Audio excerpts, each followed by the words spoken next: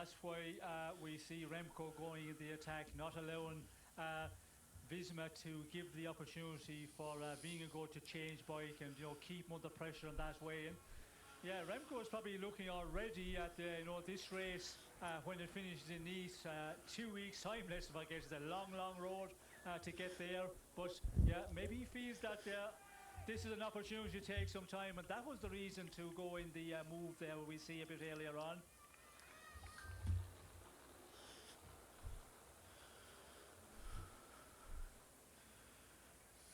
61 kilometres to go. We're less than 8 kilometres, 8 sectors to go now. 8 sectors to go, less than 3 kilometres to get to sector 8. And UAE Emirates are on the front alongside Visma Lease bike. Ineos Grenadiers in and around Carlos Rodriguez. All our viewers on Eurosport are away on a break. We've just been discussing the fact and hearing over the race radio from the Soudal Quickstep team that to remember that Jonas Vingegaard is still on the bike of his teammate Jan Tratnik. They are of a similar stature, but Jonas Vingegaard 175 centimetres, Jan Tratnik 173. And the way they're built, I would assume, and I'm pretty certain that Jonas Vingegaard would ride a slightly higher saddle height than Jan Tratnik, so he's probably sat a little bit low to what is ideal for him. And I had the impression that through that Quickstep radio communication, they'd quite like it if the pace stayed high to keep him on the wrong sized bike. Even if it doesn't end up being the difference today, you've got to do everything you can throughout the 3 weeks to keep your opponents on the back foot. The pace high, Sean, even at the front here, still 7 seconds between these two at the front. But not just the pace being high, but there's not much room between gravel sectors now to stop for a planned bike change, is there? No, that is the problem here. It's not like in a normal stage where you have, just asphalt road all the time. You can make the change and get back in the cavalcade of cars. This is a real complicated one, getting in after a mechanical or bike change, because when you go on to the gravel sections, this group is going to blow apart again, and if Vingegaard go changing a bike, they will definitely up the pace, and that will blow a lot of riders out. So then there are gaps all over the place, and you have to try and get across all of those gaps. So he's waiting and hoping they will have a chance where there's a number of kilometres on the normal road to make the change quickly, but for the moment they feel it's too risky. 2 kilometres to the next section, 3-star section, nearly 4 kilometres long, and Remco Evenepoel sitting in the back of that group. Not a big group, so not overly complicated to make a move towards the front, but you're inviting danger. If you sit back, others see it and they say, well, now let's get him under pressure. Coming up to the next sector. On the books at 58 k's to go. You can just see the sponsors' holdings put up through what is normally a quiet, peaceful residential road in the middle of the Champagne Hills. In 58 k's time, there's going to be a cork popped. There might also be a consolation drink or two if anybody loses time. Here at the front, Derek G's done quite the job. Ben Healy's still with him. Alexei Lutsenko, Thomas Pidcock and Jasper Stover. 5 seconds to the next 3 riders, including Aramburu, as well as his teammate Romo. Turn onto the next sector. Here we go. Sector 8. Not even halfway through the sectors yet. 3.9 kilometres long this. Finishes in Magnon. Looks as though we're about to get contact between the 2 groups and have 8 at the front. Behind, keep your eye on Jonas Vingegaard. Keep your eye on Visma Lease bike, as we see riders going wide into the grass there. Oh dear. Well, I was just going to say, Rob, the complication here is going to be with the turns. You saw the piling up of the gravel in the middle. Before I got a chance to say it, they've gone over that pile. You completely lose traction, hard to take the corner.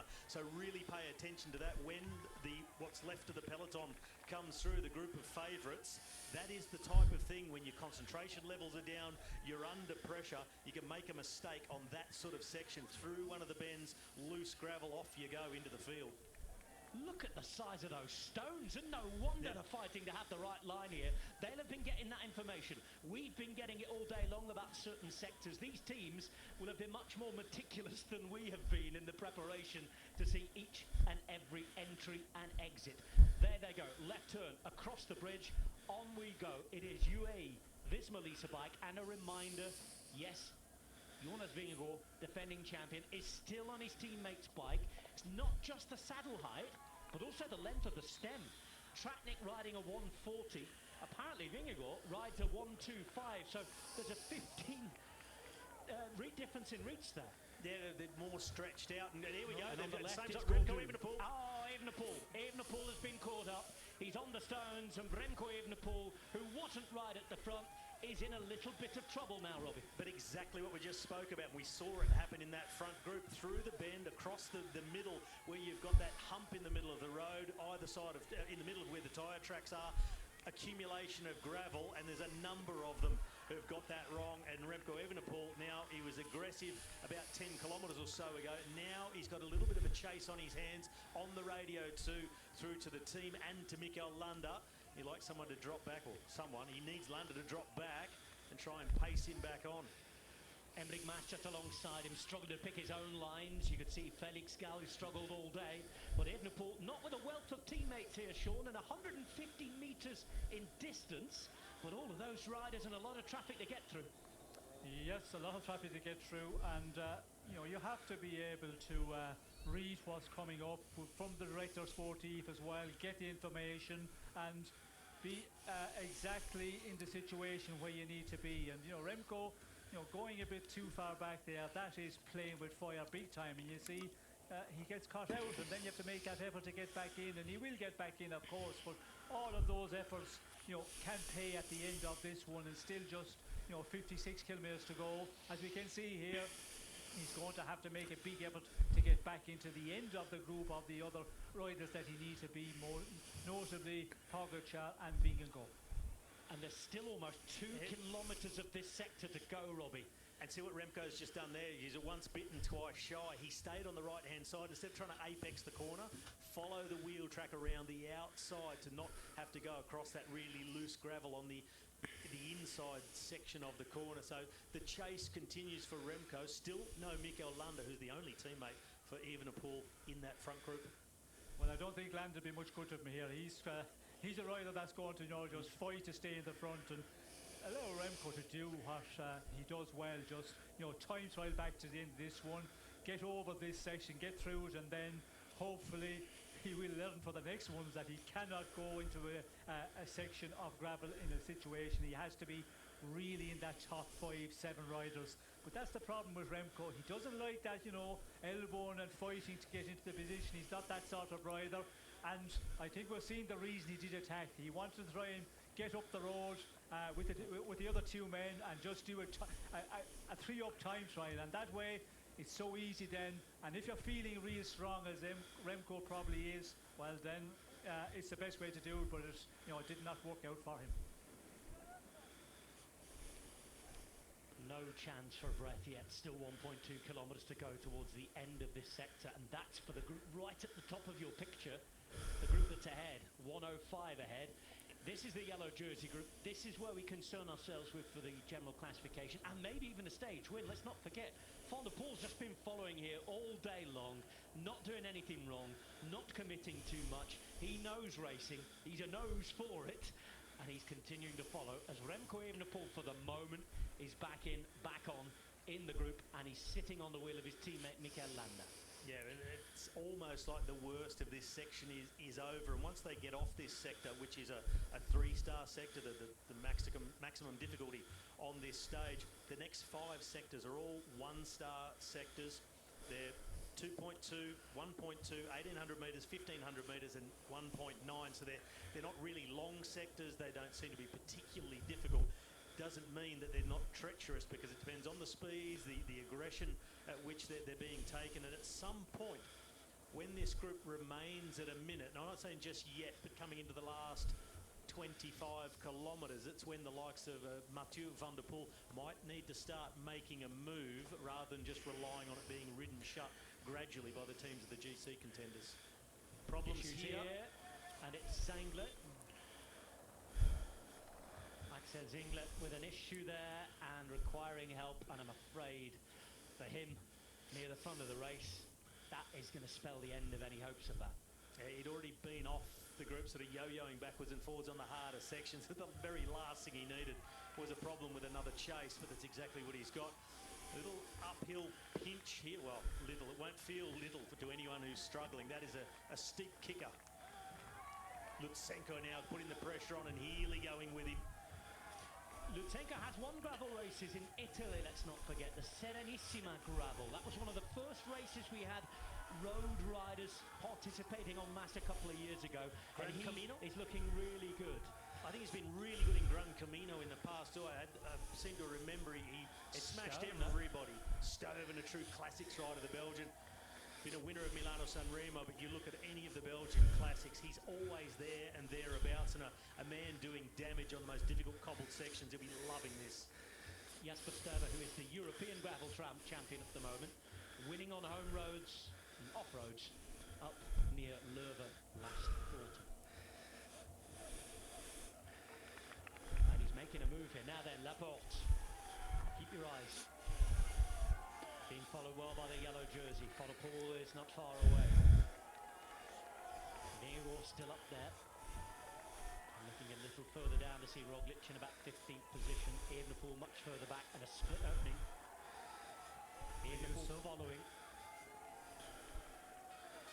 We can see Evenepoel there a bit further back. Ayuso, Almeida quite a long way back, and yeah, that is maybe the sign of some of the riders from the leaders team starting to struggle a bit, but we can see out front also everybody is starting to show the signs of the fatigue setting in here, and now it's going to be a question, how long will this be left until maybe Van der Poel goes, but yeah, Pogacar as well, he's another one that could try something from a long ways out, so as a GC man, you have to keep your eye on the yellow jersey, you have to be close to him at all times when you go through the very critical moments. Oh, Wout van Aert struggling now, but he's been doing all that pace setting on the front for Jonas Vingegaard, so that's just starting to, well, not starting to, it is bitten Wout van Aert, but to be expected with his limited preparation coming into the Tour, but what a job he's done so far.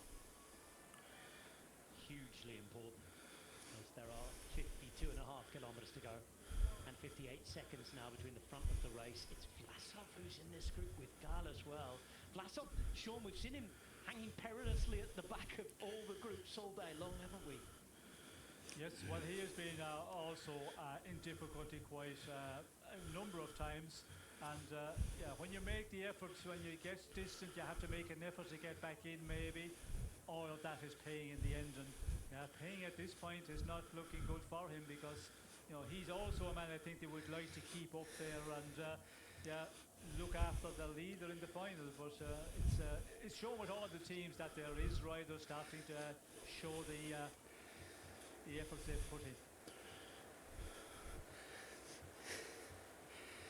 Tom Pidcock out of the GC hunting stages. This is his terrain. Came to visit this region as early as November to have a look. Now, Stover made a move and he's been caught. Just talking of Pidcock, Robert, and Adam's come in. He's set to join us in commentary soon when I take a rest. But Tom Pidcock starting to rock and roll, and the shoulders coming up closer to the ears. Those sort of little telltale signs. He looks like he's quite fatigued and maybe starting to struggle, while guys like Derek G and especially Ben Healy look really strong, as Wout van Aert has now returned to the group. The pace has gone down, straight back to the front for Van Aert. He'll just ride until the needle has gone past empty. And closer to the front now for Evenepoel, Sean. Yes, well, it's not a surprise to see that Evenepoel is going to ride more to the front, and I'm sure Tom Steeves has given him directions. Okay, you have to, you have to take the risk. You have to, stick your elbows out and make a bit of room when it's not there, and fight for your position at the top of the chasing group, or the group of big favourites here. And when you get into difficulty like we've just seen there on the previous section, you cannot afford to do that anymore. And now we're getting into this final 50 kilometres. A lot to go over the gravel, but you never know with the guys that you're up against in the fight for this win in the Tour of France, so you have to be in that position.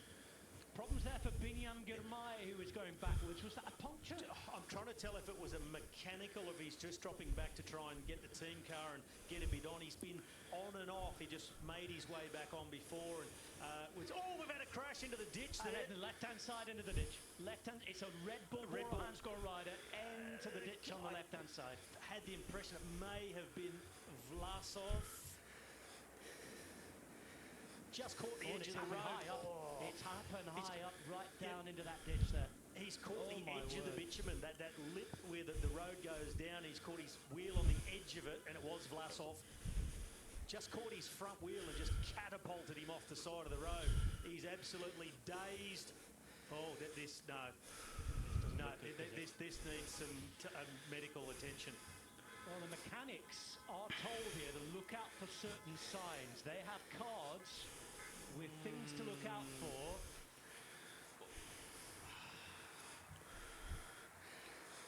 Just watch his wheel. It's actually, I think his back wheel gets just off the edge. It high sides him off the bike straight down into the ditch. That is such a heavy fall.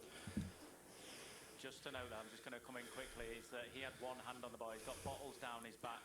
So I think he was given a bottle. The back wheel just slipping down that little bit of the tarmac where Robbie just mentioned. But yeah, I'm very, very worried about him, the way that he got up there, because he was stumbling and wobbling. So I do hope. We're just going to welcome back our TV viewers and we'll inform them of exactly what's happened.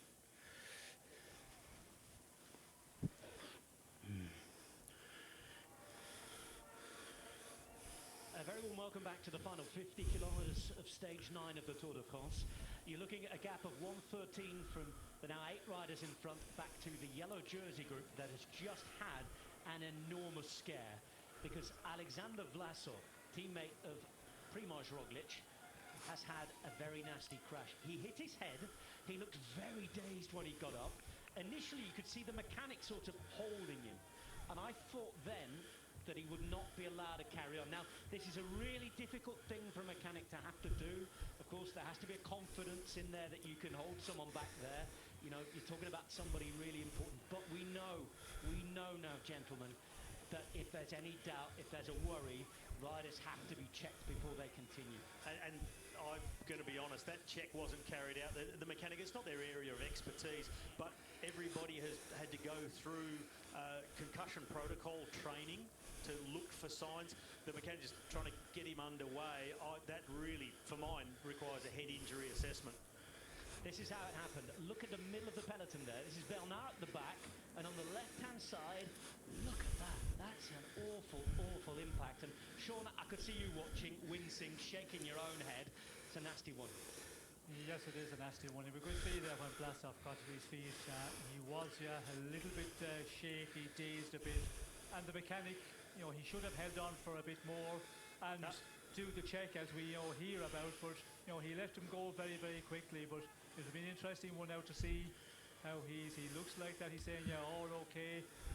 The medical car, the medical system coming up, we can see the elbow, you know, a lot of blood there, but looks pretty okay now.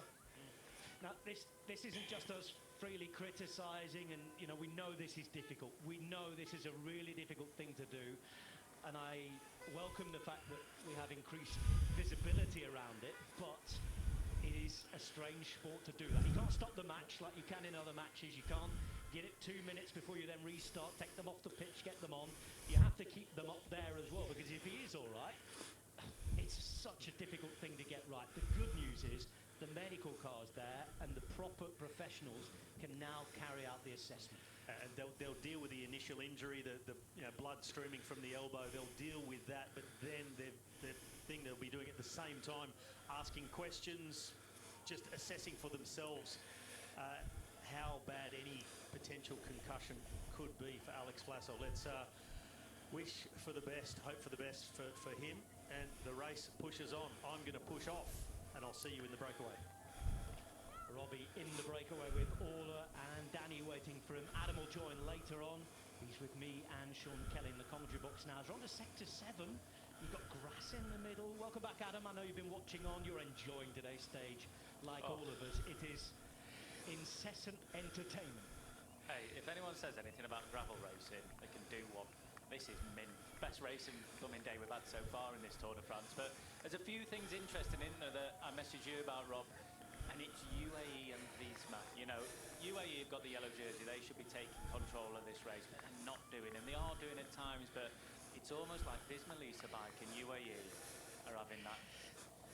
I can't really say what I said to you on a message. The windmill. You can't. The windmilling. They're trying to show who's strongest. They're trying to show who's the best team. They're trying to show we're stronger than you. No, you're not. We're stronger than you. But they don't need to. They can benefit from just playing their mind games, thinking, letting them think they're better. As they enter Sector 7. And it's Wout van Aert who is still there, coming back after being dropped earlier on. That yo-yoing of the gap continues. It's 1:18 right now. And at the front, Van Aert is about to be joined by Joao Almeida, who moves up. Done a fantastic ride for Joao Almeida. Ayuso's in there as well. Both of UAE and Visma Lease bike, both with 4 teammates around their leader. So 4 teammates for Jonas Vingegaard, 4 teammates for Tadej Pogačar.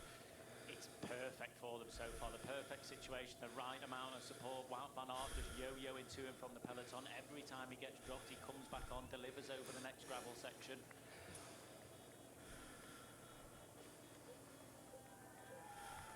Remco staying. Listen to the chaos down there. The horns beeping, the crowd screaming, riders shouting. Yeah. So much going on as they're into this headwind on this little bit. Remco right up towards the front now as well. He's not making that mistake again. As you see Gamay getting back into the fold. Wonder watch today. Could it be a hat-trick? And maybe treble ahead.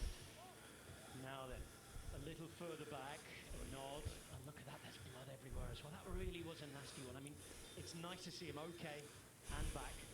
Let's hope he's feeling all right at the end of this and he can continue. Thankfully now, he has had the correct attention he required. Yeah, fingers crossed for Vlasov. I'm getting intrigued to know with 45Ks to go here.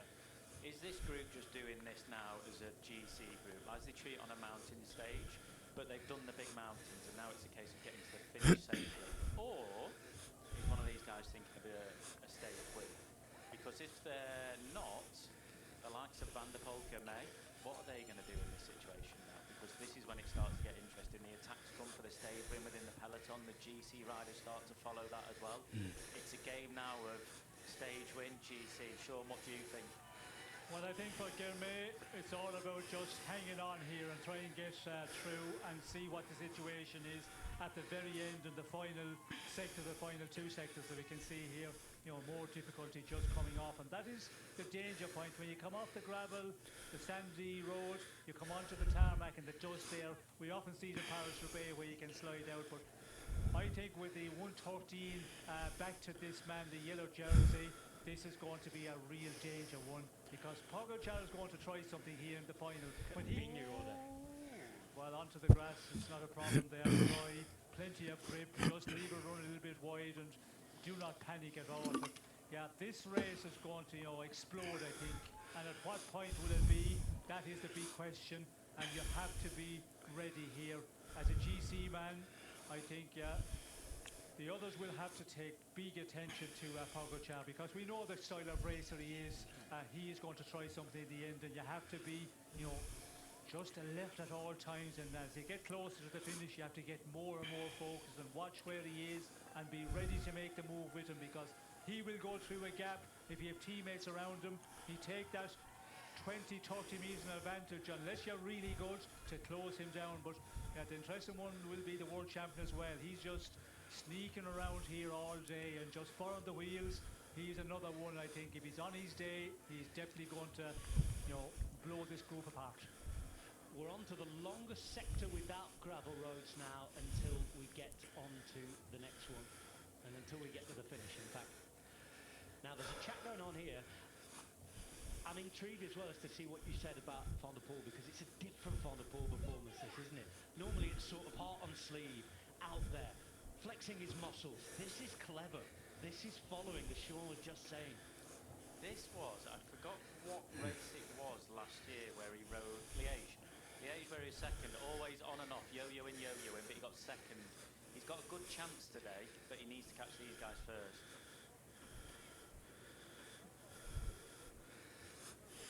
Well, the new situation remains like this. 8 riders, 1:16 is the gap. towards the Lac d'Orient, which we passed earlier on today. And we now have 4 one-star sectors approaching, and then 2 two-star sectors to finish off. The last of which finishes with 6.5 Ks from the finish.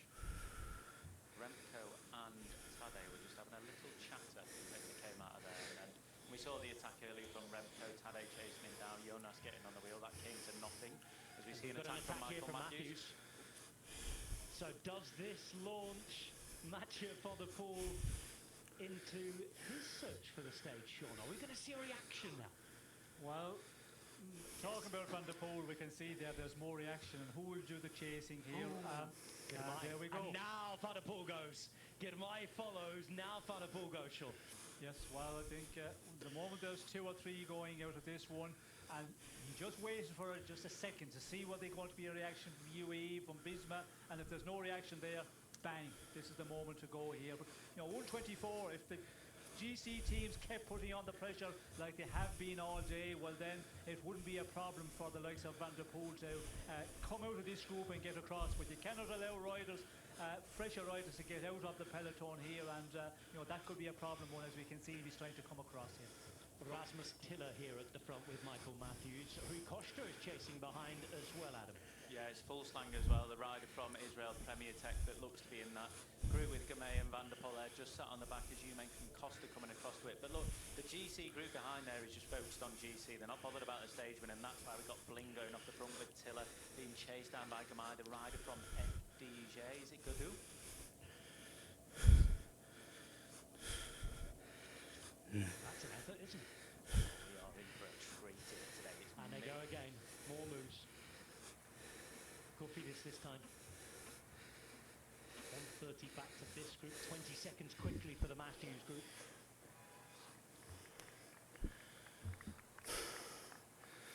All right, done with those. He's going to join them. Martin, Guillaume Martin. Unbelievable. Fair play. Did not expect him to hit up here. It shows how hard it's been today, even with the gravel, and even though it's been very technical, very slippery inside it, it is impressive for him to be up there.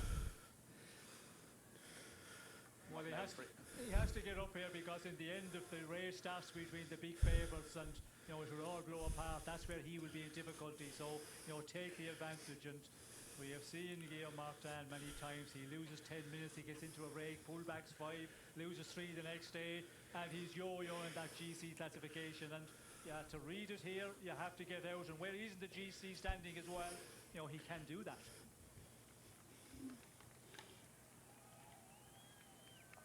You TV viewers, I should say, rejoin us with it all kicking off. You might be able to tell.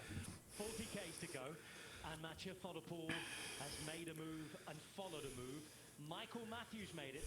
Biniam Girmay followed. But I tell you what, I'm not sure anybody had David Gaudu and Guillaume Martin on their bingo cards for getting up the road today. They can shout bingo now. They are up the road. This is Martin, the latest to join. It looks as though he's about to be reeled in. The Van der Poel group at 112 with green jersey, Biniam Girmay there, as well as Rui Costa, Jakob Fuglsang, Rasmus Tiller, Matthews, we mentioned, having started the party. Big group coming back together here as now, Rob. That peloton we saw in the previous shot there, all getting back in. Marc Soler getting back in. So this move here by Matthews, perfect time when the peloton's just leaning up slightly. It's all coming back. So those UAE riders, the Visma Lease bike riders, the quick step riders, they'll all have that extra help for positioning coming into the next section.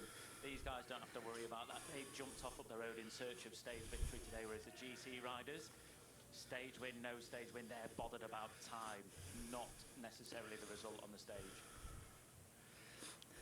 And given the composition of this group, time on each other, a reminder, up the road, the most dangerous rider remains Derek G at 5 minutes 52, with the current gap at 2 minutes. He is not coming sufficiently back into the GC to worry any of the big favourites.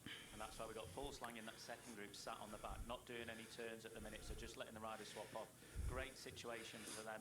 If they do catch them, they'll have a fresh Fuglsang to play with. Fresher, not fresh. And here he is, Jakob Fuglsang, another of those riders that down the years in Strade Bianche has been right up there. Second in 2019. Sorry. And And the same with Costa with Ben Healy up the road.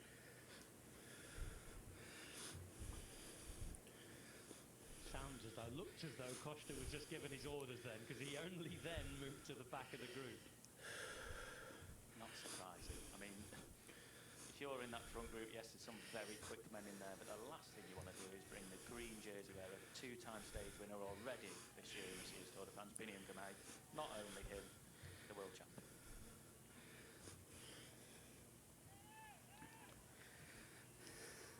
So 2:02, an extra minute for the breakaway on the yellow jersey group. And this now is the group of stage hunters who are in search of their big success.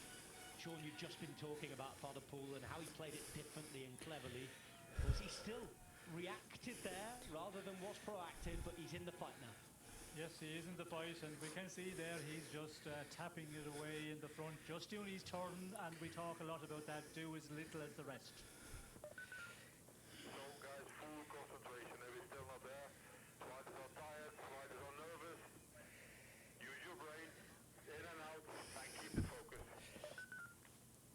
Voice of Tom Stills speaking to Remco Evenepoel and Michael Landa at the front of that group.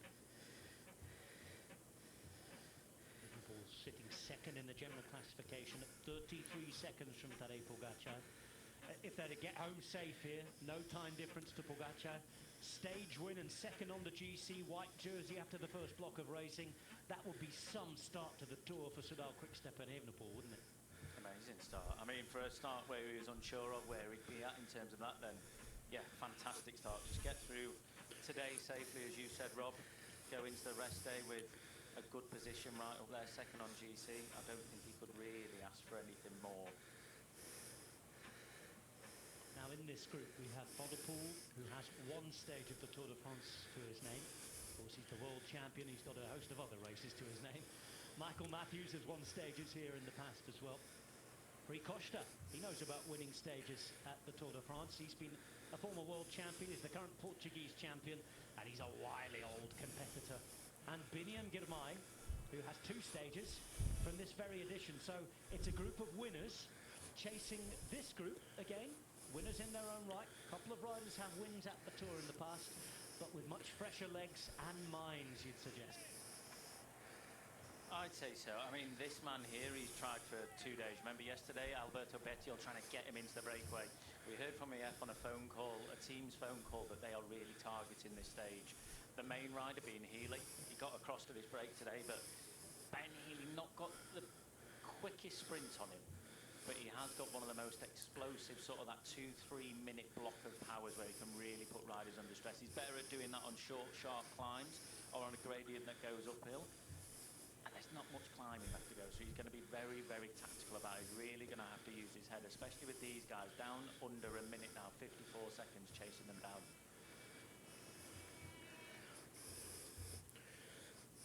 Time is being taken out, as Adam was saying.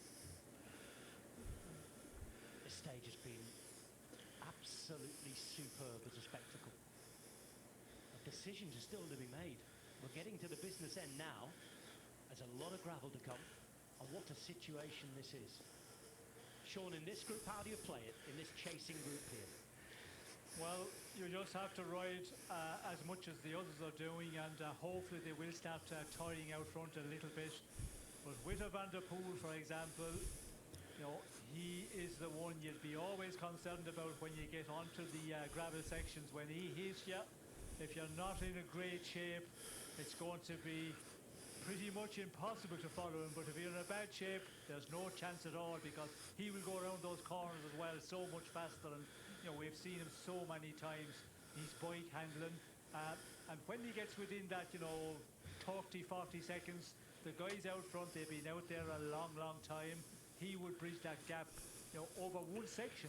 And when you talk about what's to come, Rob, there's so many difficult sections to come, all on the flat, of course, and it all depends on, you know, how much power you have left. And you know, Ben Healy as well, he would like more lumpy stuff, but again, he's a fighter. And on the flat here, you know, on the gravel, it's all about how much power you have left on the legs. So now 54 seconds, you know, to this chasing group, they have to close it down a bit more, get it down to that 25-30 seconds, and then you could bridge across, but yeah, we'll have to wait and see how much they're going to be able to contribute out front to hold on to this advantage. Surrounded by champagne vines. Today has been vintage so far. 35 Ks to go. There's the fondo group. It is 5 versus 8 at the minute, let's not forget as well. With Langen, Rui Costas is sat on the back, those guys not tapping through, going back for the bottles in the car. There's only 5 of them rotating in that Van der Poel group with Gamay in there, because the other 2 sitting on. 8 riders in the front. Yes, they've been out there all day, but they really do have to work together, and they can't afford to mess around. They can't afford to look at each other. So as we've seen, out of 53 seconds now back up to 56, just with that little momentary look around, especially into this headwind as it is. 2:18 now back to the yellow jersey group and into this big headwind here. And after that last group went, the situation settling as much as it can at this point before we go to the next sector. It certainly looks like now, Sean, that the stage win is coming from the front 2 groups, doesn't it? Yes, you would expect that, but again, there is a lot of sections still to come, and a lot of gravel, sandy gravel roads to be negotiated. And you know, if they really start kicking on with some of the teams that still have got numbers back there in that group of the big favourites, you know, they could pull back a lot of the advantage, and then if they start attacking from behind. But the problem is, the men we have got here with Van der Poel, they have come out of the peloton much later in the day, so you know, they will be quite fresh and have a lot more to give here than the guys in the breakaway, of course. So it looks like that it should be from the men that are out in the front here, where the GC men, they're just putting their teams on the front here and setting this pace for the moment. This is going to get exciting now as well, especially with the size of this group, with more riders being involved, with more teammates able to come back to the GC riders. They'll have more firepower. They'll have more riders to accelerate going into the next section of gravel. They'll have more firepower across the next section of gravel as well. So I can only imagine this group here, things are going to get even more intense within that group. They're going to get more stressful. There'll be more fighting than there was before as well. So even though they're getting closer to the finish and riders are getting tired, it's only going to heat up within that group. 34 kilometres remain. We are just a few hundred metres now from the next sector. Sector 6.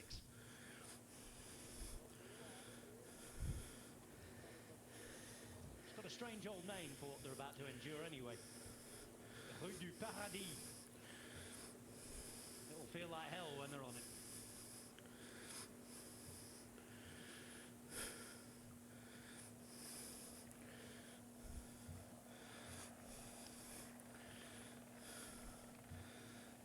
Next sector approaching.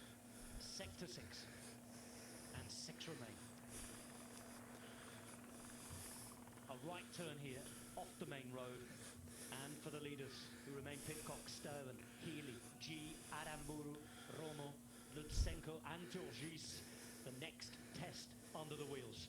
1 minute and 2 behind. Matthews, Gaudu, Van der Poel, Costa, Fulsang, Girmay and Tiller. The latter hoping to produce a performance that would be quite the emotional story. At 2:21, you have the yellow jersey group. Twists and turns through the fields here.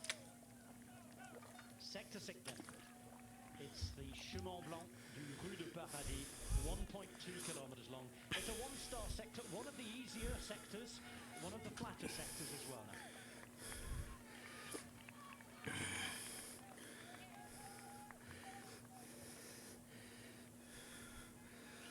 Looking around there from Lutsenko. Second wheel who's Stover, who's attacked before. And yeah, you've seen that wind getting strong. The flags were really blowing, weren't they? Yeah, you can just see in the speed that they're going along, you know. You just look how easy it is behind freewheeling on the wheels. If you're at the back here, you'll say massive amounts, you know. You're running the risk a little bit of not having that clear line through, but you look at that beautiful blue Yorkshire flag in the background, how much it's blowing. But it is very, very windy indeed out there, and this is a point where if these guys start to try and maximise that sitting on the wheel time, this group could edge itself closer, even though it's gone out to above a minute. Has gone out ever so slightly. Kilometres are ticking down, but slowly. Let's have a look now. Costa just moving up there.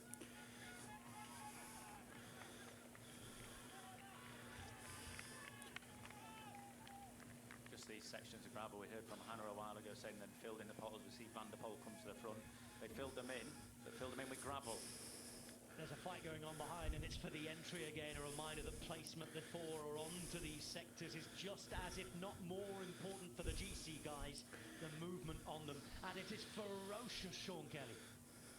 It is ferocious. We can see there, the chopping, just trying to keep a position or get into a better position. And this is going to be the case all the way over the, the final sections. And will there be a team of the GC really want to push it on here? Because over 2 minutes down on the leading part of the race now, that'll be an interesting one. Oh. Sorry, I was just watching Tadej Pogacar going around the outside and I didn't see his teammate on the left. I thought he was going to do a little manoeuvre into it, accelerate. We've seen Remco attack already. Surely if he's willing to attack once, he's willing to attack twice. Well, you've got Pogacar's team really pulling it on front here. This is Wellens with Pogacar on the wheel. Then you have to go back to Laporte. After that, it's Jorgensen. Vingegaard is quite far down now because Roglic is further behind. Vingegaard, in fact, just appears from behind the wheel of Matteo Jorgensen. With the wind blowing that you were talking about, that blue flag there. I'll leave any other words to describe it to you. That's a good Lancastrian. It is blowing strongly. It's blowing into faces across the road. It can split naturally on these things. It can split even more if you've got the wind as well. Can do indeed. And Remco just behind Ciccone there, about 10th wheel down. He's got Roglic on his wheel. He's got a teammate behind him. Then he's got Adam Yates sat there as well. UAE doing a fantastic job today onto each section they've been delivering. So is Christophe Laporte, Wout van Aert, but especially Laporte today. You've seen him on every section coming into the entry with Jonas Vingegaard on his wheel, Jorgensen as well, Teilhard and Ineos Grenadiers. They've all been there at the right time. Top four on the GC remain unmoved at the moment. Now this group's chopped around 10 seconds off the gap. Behind in the yellow jersey, all of that ferocious fighting we saw, Sean. It's taken 30 seconds almost out the group since the start of the sector. Yes, and we're seeing that all through the day. When the big breakaway was out early in the day, it was always the case when they pushed on in that group of favourites, they were going to, pull back the advantage big time. As you see, Ben Turner there just being pushed off a little bit. But the interesting one is Remco, he's trying to keep his position. We did see there, I think it was Enric Mas who chopped him a little bit and another rider. He has difficulty trying to get the position and to fight to get onto the gravel sections, and he has to try and be careful, because at any point when we get into this final, then we could see Pogacar, attacking and trying to ride the final 10 or 15 kilometers on his own. And if you find yourself on the, a bit further off, you're trying to get through the traffic of riders in front of you, you can have a big gap to close down again. You get out and get a clear run to do the chasing. 30 kilometres remain, just over 10 of which are off-road still. Lots of chances to attack, lots of opportunities for misfortune as well. Yeah, these last two sections, in terms of stars and how they rate these sections, these two are right up there. I think these are a 2 and a 3-star section. This is a 1-star section, nothing to worry about. Oh, the last two sections are 2-star sections, Adam. Until we get there, they're all 1-star sectors. And this is sector 5 for the breakaway now. But it's relentless, there's hardly a rest. 48 seconds to the Fodopool and Girmay group. 1:42 back to the yellow jersey. Ben Healy in the pink here, who's piling on the pressure.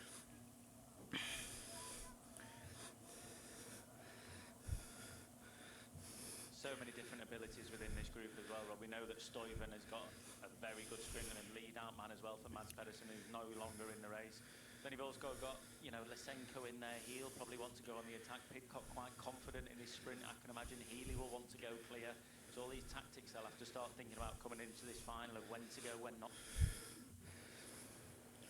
Sean, what do you reckon to the front two groups and how they look to you? Because Robbie's just messaged to say he thinks the front group are starting to soft pedal a little thinking about attacks in the finale. Well, I think we can see that when you look at the front group, they're just rolling together there, but not over pushing it at the moment. And I think they're waiting. They're all looking at each other, and nobody wants to really push on and give that bit effort more than the ones that are with him. And that is what you have to do. Being out there for a long time, they're also thinking the group behind. We're seeing that at 50 seconds back to the Van der Poel group. They're thinking about that as well. So as long as it's that advantage, they probably will try and get as closer to the finish as possible and try the attacks. But yeah, it will be an interesting one to see who's got the most out in the leading group. And will it come down to a sprint? Because we could see a rider really strong that will be able to right away finish alone here. So yeah, you have to be ready, and there's a lot of looking and waiting. And this is a sort of a time where things cool down a bit as we're inside the final 30 kilometres. And this is where you have to keep your focus, keep alert, and make sure that you're ready for this final. Tim Wellens riding past his national Belgian flag there into a headwind here. Let's go to the radio. Ineos Grenadiers with 4 riders chasing up. This is what they're saying. Yep, no more climbs, guys. No more climbs. You've done all the hardest part, okay? So it's all going to come down to positioning now. Encouragement, trying to give them some good news after a lot of bad news today, I think. Yes, well, no more climbs. It's not going to make it that easy. It will be a little bit better, of course, but still, when you have to race full on at the end of this stage, the way they've been racing all day, depend on freshness, how much you've got, and you could get into difficulty. You're starting to feel the fatigue, and there is a battle between the riders there, between the GC men. Well, then this could all blow apart, and you could lose 30-40 seconds very quickly in the final 15k here. Back with Van der Poel group, still Fulsang Costa just sitting on. Travelling at 47 k's an hour. I think with this wind, as well as Robbie mentioned, with the groups looking like the soft pedalling, I think you can really gain a lot from sitting in the wheels here. The wind is very strong riding on the gravel section, so I think for the riders that are in those small groups, nobody really wants to do that hard work in front, and if they are doing it, it's so much easier on the wheels that nobody wants to do that work on the front. Everyone wants to do less. Nobody wants to push on that hard. We've got to 27.5 kilometres to go now. Sean, Jonas Vingegaard's not going to get a bike change now, is it? That's that. He's got to finish on Tratnik's bike. No, it's not going to be possible, because the gravel sections come up very quickly here, and there's not going to be the opportunity at all to do the bike change. It's always a risky one if you feel, there's a little section there where I can maybe do it, but the moment he does, if a team pushes on, you go onto the gravel, well, then you're in a real difficulty to try and make your way through there. So I think the risk is so great here, you have to just stick it out and go all the way to the finish on his teammate's bike. Don't underestimate that as well. I mean, the way that Jonas is, he's obviously able to ride on it, but if he's comfortable or not, we never know how much this is hurting him right now, being on a different bike. The difference in position, riding across tough terrain, your whole body being tense, your back being tense. If he's stretched out a little bit more, stretching his hips a little bit more, it could be really hurting him. When a rider gets off the bike, sometimes they're being leant forward more than they want to. Bad back, everything like that. So no time to change, but we've got to decide which is more important here, and obviously staying in that group is. He'll be riding to the coffee shop tomorrow on his own bike.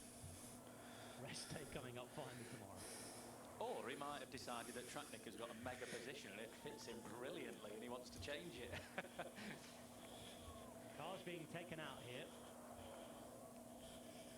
I think it's going to be sector after sector after sector coming up.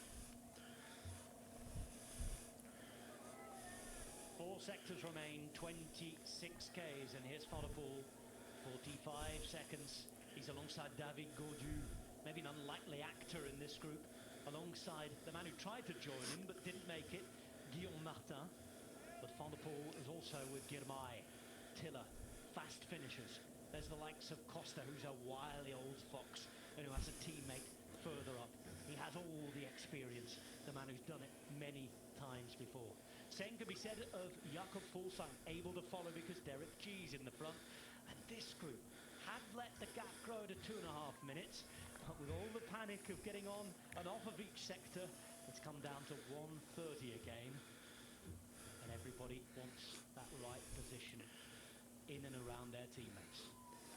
I have to say, I was questioning Tim Wellens. I've no need to question him anymore. He is back to Tim Wellens, what we expect from him. Doing a monster job. You might be getting a call from Machine tonight as the Mr. Motivator of the team, because you questioned his abilities or his form at the very least on the television, and suddenly he turns up like this. I'll send the contract through, Machine.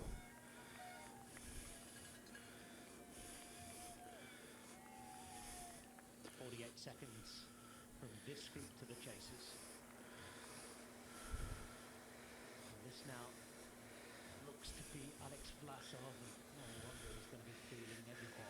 He is going to be sore. Shoe taped up there as well there, Rob, so probably one of the boas on the shoe that tightens it up to make it tight around his foot. Obviously, he's got tape around it to keep that shoe on. No time to change his shoe in the final here. He's on the bike and he's back in the bunch. That's a very good thing to see. So we hope, unlike Mats Pedersen, who had some injuries that got worse, hopefully he'll start to get better when he climbs off that bike today.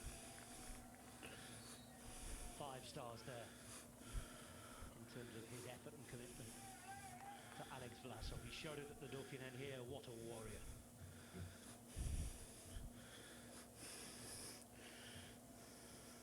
Just a man in the Spanish Champions jersey. Let's not forget, it's not always easy to remember looking at this image, but he has a teammate in here, albeit in a different jersey. That's Javier Romo in the blue of Movistar. Now, this is the sector that a lot were worried about earlier on today. It's only got 1 star, but we were told in no uncertain terms by a colleague, in unbroadcastable language, that it wasn't in a very good state. No, very deep gravel, quite thick in terms of millimetres deep and that kind of thing. So there's sections on there where the cars haven't been able to shift the gravel to the side of the road. It's all in the middle, it's all in strange places, but you're talking 4 or 5 centimetres deep at places. And if you get your... Oh, as we see Healy go on the attack. Healy's moving, and there's an immediate reaction from Alexei Lutsenko. Javier Romo is in there. 4th wheel belongs to Turgis. Then you have Pidcock in the red. Staven's trying to move up a little gap back to Aramburu. This is what Healy has to do. He has to make it hard at the right time. He has to put the pressure on the other riders and really go hard for a good 2-3 minutes. Try and crack them. We've seen him do it in the past where he can just open up that gap slowly and it grows and grows and grows and grows. Pidcock just sliding back a bit more there as we see these two once again. Visma Lisa bike versus UAE onto the cobbled section. Wow, Van Aert back on the front. There's a difference here. They're not fighting for the entrance and exit to Ronde van Vlaanderen Strat over the top. They're looking for each and every corner on the way into the finale at the Tour de France. Adam's going to go and get into the breakaway for his own finale. We'll see you later, Adam. Remember, there's lots to check out today as we see an issue now on the left-hand side for Tiller.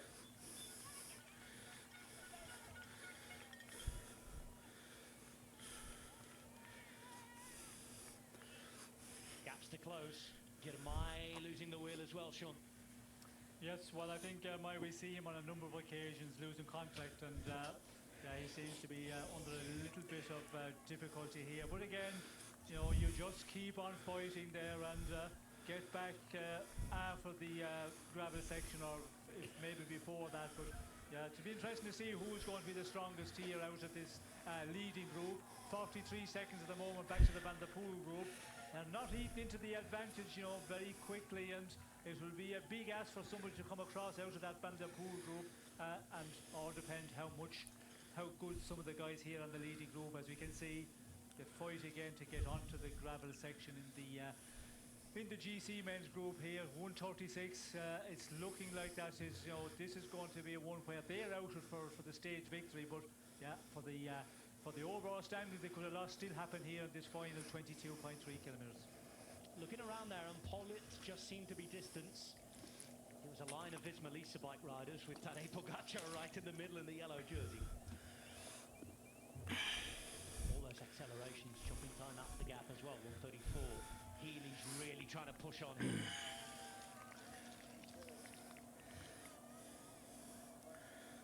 And he has to be careful with the men he's with here.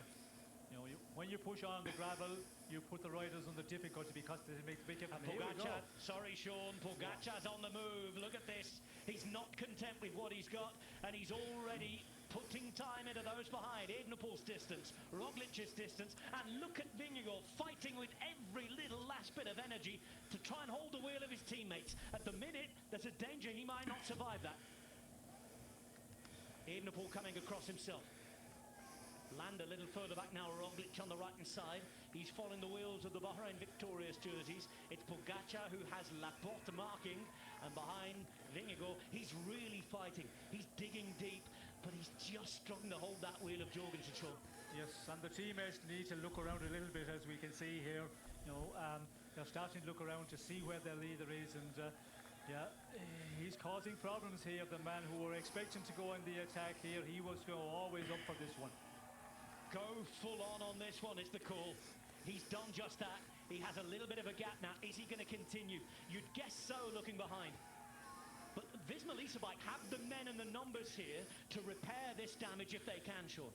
Yes, well, we can see there that they're just waiting up, and the European champion Laporte is just looking around, doing a great job for his leader here, and it is going to be a difficult one with two men from Jumbo-Visma ahead of their leader there to correct this situation.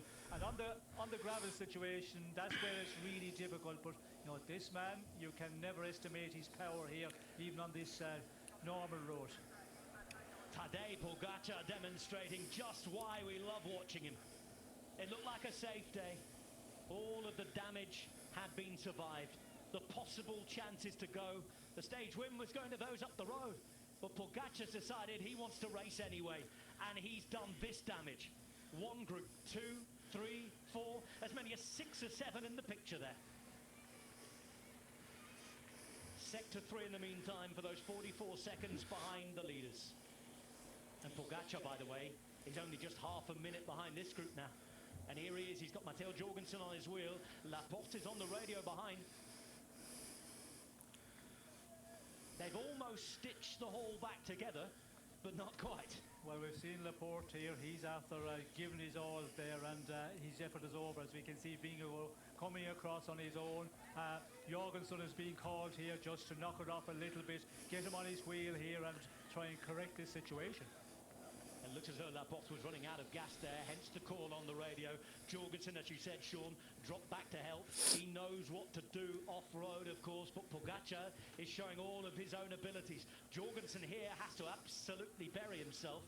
The issue for Vingegaard and anyone else who gets back on, as you can see, Evenepoel is chasing. Roglic is not in the picture here, but if they don't quite get back, or even if they do and they're isolated, there's still 2 more sectors after this. Yes, and they're difficult sections as well, and we can see the way this group has blown apart. And it was always, a possibility that we would see Pogacar going the attack in the final kilometres, and here we are, and we can see numbers here. Jumbo-Visma doing a great job. Jorgensen, slowly, not really sprinting back, trying to catch Pogacar, just get his man back into the wheel slowly here. We can see Remco also, fighting to get back into contention here. And this is going to probably go all the way. Although when they come back together now, the 2 Jumbo-Visma are going to just sit behind the yellow jersey, and then we could see a regrouping of that Remco-Evenepoel group. We wait to see what the damage to Primož Roglic is. Pogacar is making Jorgensen work extremely hard just to get back to the wheel. But the American star has managed it. That's a great ride from the young man who moved over from Movistar. Definitely got a little bit to go. So 100 kilometers plus 26. So 126. Looking at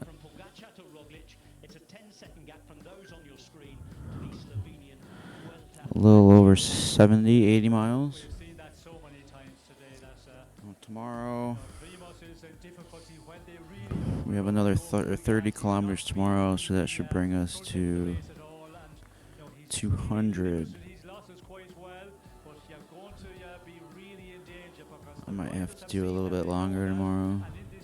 300. Alright, we'll be good. We'll try. situation now as we get off this section, what the front, but he is in a Thanks for watching. Like, subscribe. See you guys tomorrow.